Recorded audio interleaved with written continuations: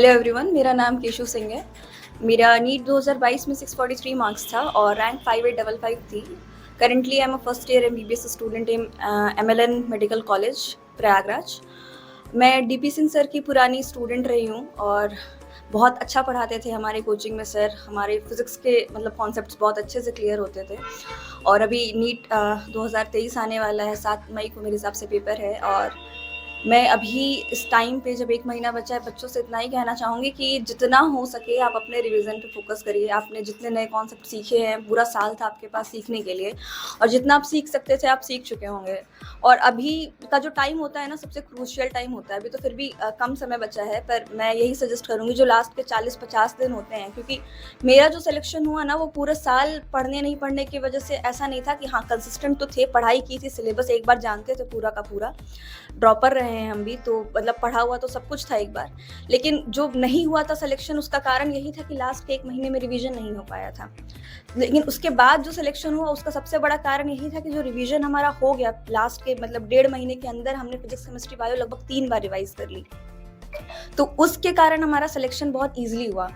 और डिप्रेशन जैसे बच्चों को आता है लास्ट के 1 महीने में कि परेशान हो जाते हैं, उलझन हो जाती है, ये चीज़ें बहुत नॉर्मल हैं। डिप्रेशन होना, आप पढ़ेंगे, आप संघर्ष करेंगे, आपको उम्मीदें होंगी, आपके घर वालों को उम्मीदें होंगी, आपको लगेगी कि हाँ मतलब हाँ हमारा होना चाहिए, नहीं होगा तो क्या करेंगे, आपको दुखी भी फील होगा, आपको कई बार लगेगा, डिमोटिवेशन आएगा, लेकिन उसको अपने ऊपर हावी नहीं होने देना है। मतलब डिसिप्लिन में जो बच्चा रहता है ना, उसको डिप्रेशन नहीं होता है। अगर आप सुबह उठ के सोच लिए हैं कि हमको 5 बजे जगना है, 6 बजे से उठ के हमें इनऑर्गेनिक पढ़नी है 2 घंटे, उसके बाद हमें फिजिक्स लगानी है, शाम को प्रीवियस ईयर क्वेश्चन करना है या एक क्वेश्चन पेपर करना है हमें, तो आपका एक नियम बंधा रहेगा। तो उसके बीच में ना आप डिप्रेस होने का आपको समय नहीं मिलेगा। और जब आप 15-20 दिन भी इस चीज़ को फॉलो कर लेते हैं ना, तो आपको सिलेबस इस लेवल पे थोड़ा बहुत कवर हो जाता है कि जब आप क्वेश्चन पेपर करने जाएंगे, मतलब आपका टेस्ट होगा या कुछ भी होगा, तो उसमें आपके मार्क्स आने लगेंगे, तो आपका डिप्रेशन जो है वो अपने आप दूर हो जाएगा।